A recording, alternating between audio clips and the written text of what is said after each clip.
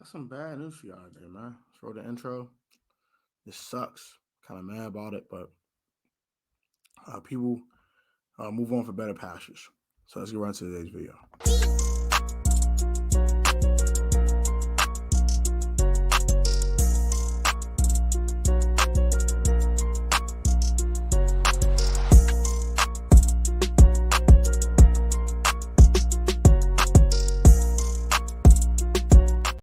What's up, what's up, man? Welcome back to the Protest Sports. That was your boy Tone. I'm back on the video for AGG or God.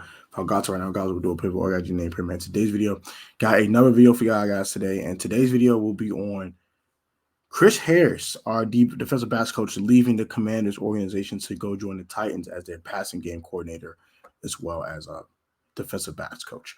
So start with today's video. With that, we're going to look at the article on MSN.com. We'll talk about it briefly, and we'll go ahead and move on to the next thing. So Commanders DB's coach Chris Harris to join the Titans as passing game coordinator. Washington Commanders defensive backs coach Chris Harris expected to join Tennessee Titans as passing game coordinator / cornerbacks coach, according to a person with knowledge of the matter. This move will leave Washington's defense without one of the top assistants going to an offseason already filled with some uncertainty. This team is also searching for an offensive coordinator and could be sold in the coming months.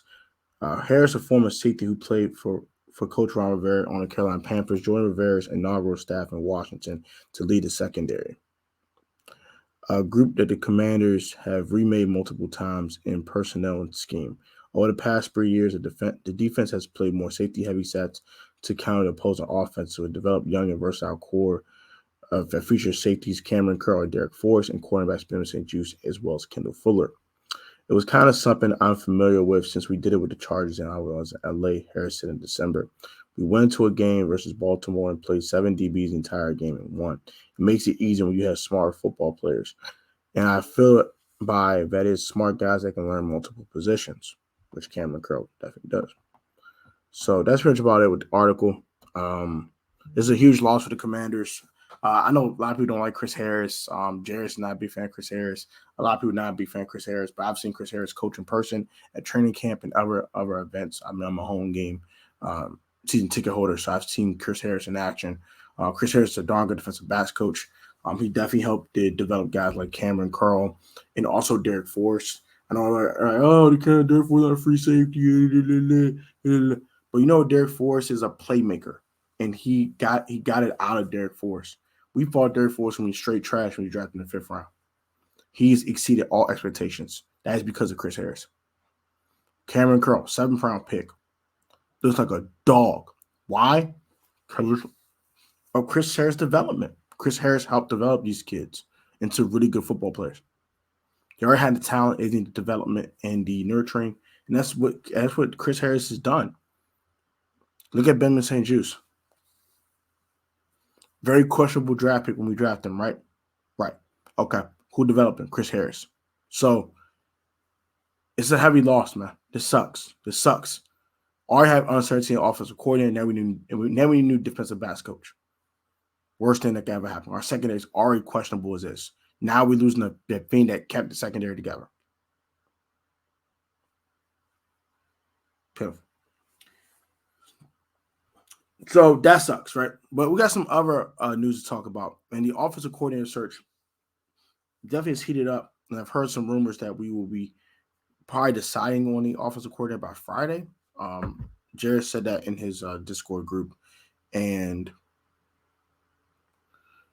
I think there was some reports on Twitter too. Let me just double check that real quick. I don't want to be incorrect here. Just want to double check something for y'all. Give me 1 second.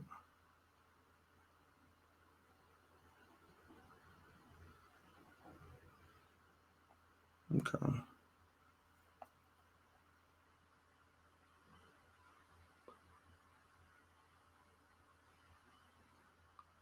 Yeah, so I can't find it. But Thomas Brown interviewed for the position as well. So that's a guy I'm very intrigued in. He is under the Deshaun McVay. He's currently the Rams quarterbacks coach, I believe. Yeah, Rams quarterbacks coach. Thomas Brown could be a guy that can really, really, really shine. I want a young offensive mind here, honestly speaking, and maybe Thomas Brown could be that guy. So hopefully Thomas Brown's the guy. If it's not Thomas Brown, I'm fine with Pat Shurmur. And maybe a guy, what was his name? What was the Atlanta's coach again? Charles London. Those are the only 3 guys I actually want. So Shurmur, Brown, and London. Brown first, Shurmur second, London third. If it's one of those 3 guys, I can live with it. Anyone else, if you elevate like Ken Zampese, I'm not a fan of it. I think that's trash. I don't think he's a good coordinator. I'm sorry. I'm not a big fan of Ken Zampese. Anyone else, I'm good on. But if it's Charles London from Atlanta, if it's Thomas Brown of LA, or if it's Pat Shurmur, I'm completely fine with that. Pat Shurmur has a good track record of developing young quarterbacks, even for a short period of time. He does help those quarterbacks grow. We see Sam Bradford, we've seen Donovan McNabb, and Daniel Jones grow under this man. So that's enough history for me to kind of, can be able to go with him without any problems. And Sam Howell should be able to develop under him, even if it's for a year, to help him really get his feet wet in the National Football League. Thomas Brown comes from the Sean McVay tree. We know how good Sean McVay is as an offensive mind. So if he's learned from Sean McVay and learned a thing or two from him, he should really be adequate. If it asks for Charles London, I love his run game. I love his innovation with the run game, things of that nature. He's a guy that I'm very, very intrigued in. I don't know how his passing game will go because I haven't really seen that yet, but he's a long-time running backs coach, so he knows how to scheme up a run game, and that would definitely help Brian Robinson and Antonio Gibson a lot. And we get a line in front of them. Both of these guys should at least combined for 2,000 yards next year. So that will open up a lot for Sam and make it a lot easier for Sam and make things a lot of RPOs, things of that nature, to really get Sam going early in the season next year and make him very comfortable. So a run game always makes a quarterback comfortable. Remember that. That's going to do it for today's video. I hope you guys like this video.